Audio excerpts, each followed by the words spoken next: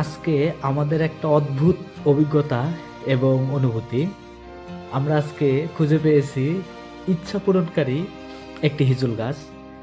গাছটির নাম হচ্ছে শারফিন গাছতলা। একটা নির্দিষ্ট সময়ে একটা নির্দিষ্ট তিথি আছে। এই তিথিতে নিজের মনের কথা লিখে এই লাল শালুতে যদি গাছে টাঙিয়ে দেওয়া হয় তাহলে মনের ইচ্ছা পূরণ হয়। তো কি আর করার, আশেপাশে মানুষ ছিল না, তো এই জন্য একটু এক্সাইটিং আমরা ছবি তুলে নিলাম। তো পরেক্ষণে এক লোকের সঙ্গে আমরা কথা বললাম, কথা বলে জানতে পারি এই গাছ সম্পর্কে।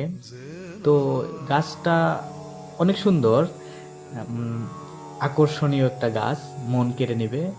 হাওরের মাঝখানে, সুনামগঞ্জ জেলার জামালগঞ্জ উপজেলায়, আসলে হাওরের মাঝখানে, খুব সুন্দর, অনেক ইন্টারেস্টিং একটা মুহূর্ত এবং সময়।